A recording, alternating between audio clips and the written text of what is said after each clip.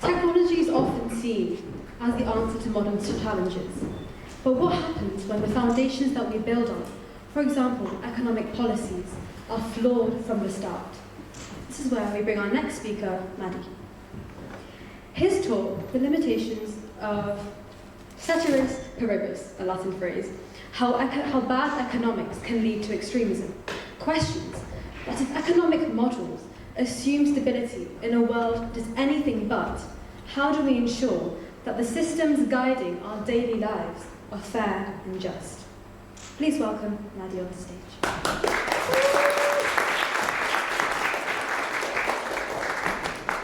Good evening, everyone.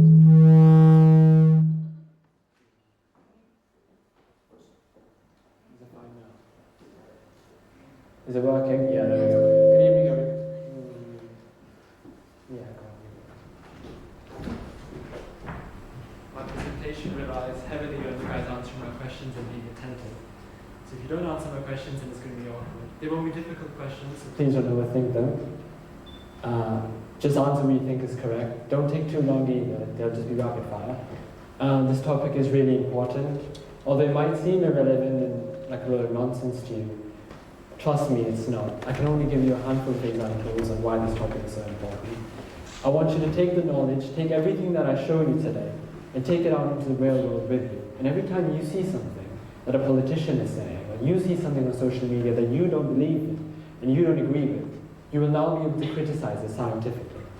So let's start with a question to our minds. That will be easy.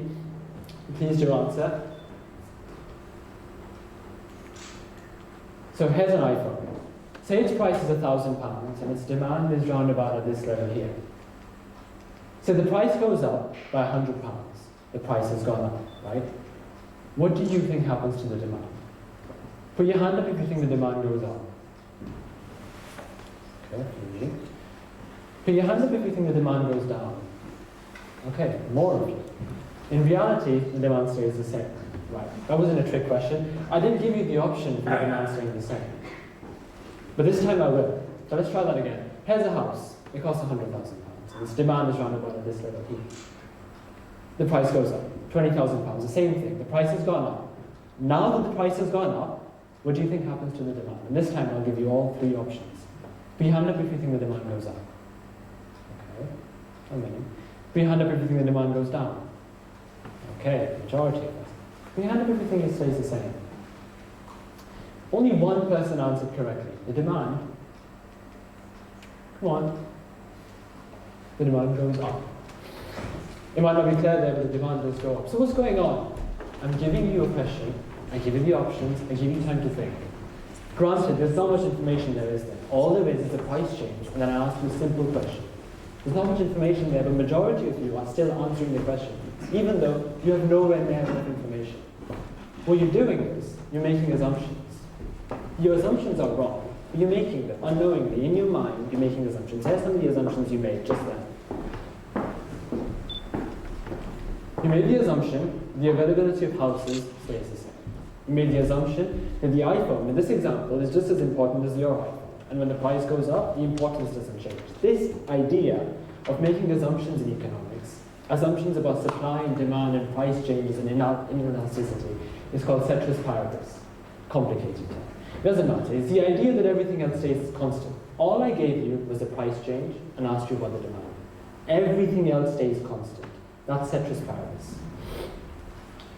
Now, we never use this term, right? We make assumptions all the time. Now, let me give you another example. I have my mocks coming up in a month's time. I'm in year 12. Some of us have A-levels coming up. Some of us might have GCSEs coming up. Say you have your exam in a week's time. You decide to yourself that you're going to revise every single day. You even make a schedule. And then what happens? Your schedule falls through. Why does it fall through? Well, your assumptions were wrong. You made assumptions and you won't get distracted. You made assumptions that your concentration level won't change. You made assumptions that your availability won't change. Of course they were wrong, right? The schedule never works. Let me give you another example. Say you're making noodles, right? The back of the noodle packet says the noodles boil in a minute, 50 seconds, 2 minutes. You know that's not right. You know it takes longer, like when you're baking a cake. You know it takes longer in the oven. You break that assumption. You know that assumption is wrong. We break assumptions, we make assumptions, we criticize assumptions every day, but none of us use the term Ceteris Paribus. I can't even say the term properly, so who uses it? Before I answer that question, I want to ask, does anybody here study A-level economics, or A-level business, or anything of the sort? Okay, a few people. Do anybody have interest in economics, know what Ceteris Paribus is? Okay, but some of us study economics, right? So some of us have come across this term before, but the majority of us have. But that's fine. Economists use maths every single day. We rely on the maths they use. They make models, they make equations, and they model our lives, and they predict what the outcome will be. What job we get, what car we can buy, what education we get, can we afford mortgages, what age will we get a mortgage at. They predict these things using these mathematical equations. Our life sustains on these equations. You might not believe that, but it does. What house you can afford. The average age to get a mortgage 10 years ago was 32. Today it's 27. These economic models are extremely important. So surely they're not wrong, right? Now let's look at one of these models. Marginal productivity theory of wages. Sounds complicated, sounds mathematical, nobody cares. But you should. This is the equation that your wage depends on. When you go out to work, or if some of you already work, your wage, what you earn per hour, depends on this equation. You've never even heard of it before. Let's look at it. The wage of a worker is equal to the marginal product of labor. Basically, how productive you are depends how much you earn. Makes sense. If you work more, you earn more. You get paid hourly, right? So if you work more hours, you get paid for those hours. Sounds like common sense, but it's wrong.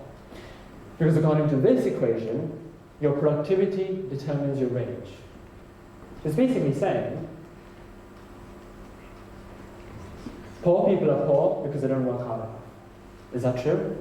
We know there's people in the world that are really hard, every day, day and night, every week, all year round, whether that be in this country or developing countries where people live in shanty houses and slums and they do hands-on labor every single day. They're hardworking, they work as hard as they can, as productive as they can possibly be, but they're not poor. I mean, they're not rich. In fact, they're not even financially stable. So this equation is wrong. And why is it wrong? Because the Ceteris Paribus has all the assumptions it makes, loads of them. Bargaining power, discrimination, market imperfections, access to education, all remain constant. We know they don't. We know discrimination doesn't remain constant. For example, the last few months, discrimination in this country has been at an all-time high, for many reasons. It doesn't stay constant, but according to this equation, it does. Let's have a look at another one. Aggregate production function, again, sounds boring, sounds complicated. Total economic output, GDP. Now, that's a term you might have heard of before, GDP. You might have heard of it on social media. Some of you study economics or business. Or you might have just come across it.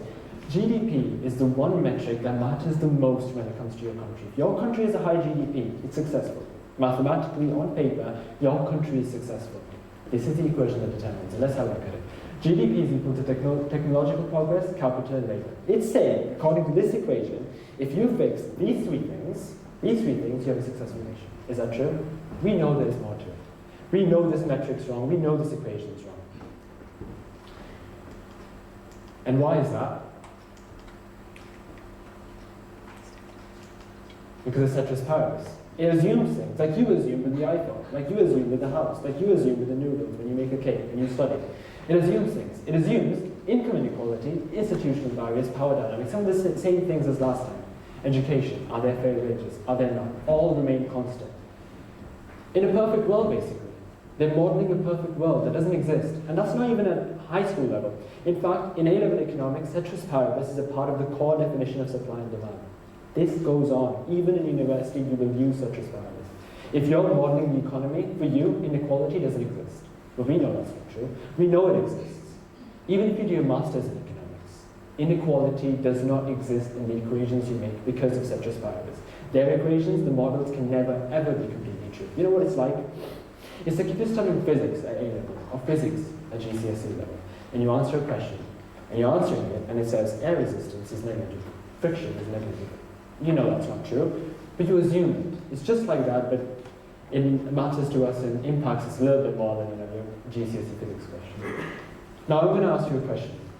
You don't have to agree with the statement, it's a little bit of a sensitive question. Have you in recent times, any of you, whether that be on social media, spoken to by politicians or think tanks, have you in recent times heard anti-immigration sentiment in this country? Yeah, majority are fine. I'm not telling you to think of any certain politician or no, you might think of one. Some politician might come up in your head. You hear it, right? You hear people justify it all the time. You hear them justify it, and it sounds like it's right. More immigrants come in, average wage goes down, right? Supply of humans goes up, demand of humans goes down. Supply goes up, average wage goes down, demand, wage goes down. This idea is so scientifically wrong, it's so bigoted, and I'm going to prove it wrong to you by drawing it on a napkin.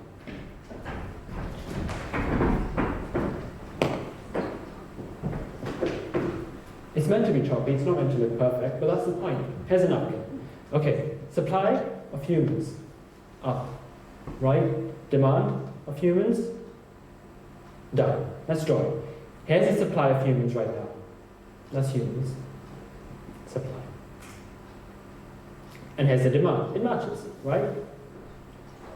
Now let's say the supply of humans goes up because of immigration, right? Okay, the bar's bigger, common sense. Supply goes up. Demand, according to classical economics, goes down. Here was the demand before, and here it is now. It's gone down. Right? You can see that there. It's gone down. Supply goes up. So now, in fact, here's that in a chart. Wages on one side, supply of humans on one side. When the supply of humans is low, wages is high. When the supply of humans is high, wages is low. And this is a chart you get, which represents demand. Let me show you something. Here is my AQA, A-level economics book. Some of you might have it, the ones that study economics. And you tell me, is this chart and this chart not the exact same? It is, isn't it? It makes sense. It's right there. The market demand curve. Price, wage on one side, quantity on the other side, demand going down. It makes complete sense. It's right there for you. I just proved it to you. I just proved to you that all these extremist politicians that tell you that immigration is bad, they're right. But are they right? Of course they're not. They're wrong. Why? Because this napkin's wrong. It's incorrect. It sounds so simple. Supply goes up, demand goes down. Here you go. On the back of a napkin I drew it for you. It's wrong. Why? Because it's Ceteris Paribus. It assumes things. And here's everything it assumes. There's a lot more than this. All I could fit on the slide. Labour market conditions, productivity, economic growth, government resources, social integration, blah, blah, blah. Everything stays the same. But does it? No, it doesn't. No, it doesn't. In fact, this equation argues that social integration with immigrants is not real. But it is real. I'm an immigrant, and I'm integrated. According to this equation, it's not. And you might think that's irrelevant. What does social integration have to do with average wage? It does have something to do with it. As long as it's constant in this equation, it has something to do with it. Now this idea of drawing things on the back of a napkin and they being ridiculously wrong is real. It's called napkin economics. Oversimplification of these nuanced ideas is dangerous. I very quickly went from telling you about buying iPhones, to buying a house, to making noodles, to baking a cake, to serious things, right? These ideas can harm people. These ideas can harm minorities. This is called napkin economics, and it's widely incorrect and used all over social media. And this term was popularized by Nobel Prize-winning economist Abhijit Banerjee. His book, Good Economics for Hard Times, you might have read, or you might not have. But it was right there for you. It was in my AQA economics book. Is it right? No. Am I saying AQA is wrong? No. But is this idea wrong? Yes. Why? Ceteris Paribus. It's outright bad science. It's ridiculous. So what's the solution? What can we do? In my ideal world, all of you would have studied economics. When I asked you that question, do you study economics? All of you should have put your hand up. It's so important, right? I would argue it's more important than some of the natural sciences. I study physics at A-level. I have no intention of being a physicist. Why? Because my school doesn't offer economics. I'm studying it privately. I don't have the option to study economics. In my ideal world, every kid will study economics. But it's not possible. I know it's not. So what can we do? We can connect the social scientists. Sociologists, psychologists, economists, connect them. Politicians, connect them. Why don't we teach politicians Ceteris Paribus? Why don't we teach them this? In fact, in that AQA economics book that I just criticized, there's real-life case studies. AQA teaches us real-life case studies of how economics works in real life. Why not criticize Ceteris Paribus? Use these real-life case studies, like I just showed you, on this napkin, show them. It might be wrong as well, it doesn't always work. Not just at A-level, at GCSE, there's GCSE economics, at university, at the LSE. But it's not all our fault. It's not us making these assumptions. We look at them on social media. Yeah, you might like the video, you might comment. But it's not us making these assumptions, it's our politicians. If you ever think your politician is wrong, your local MP is wrong, if you ever think that no matter which party you vote for, their economics is never right, this is a real phenomenon. It happens.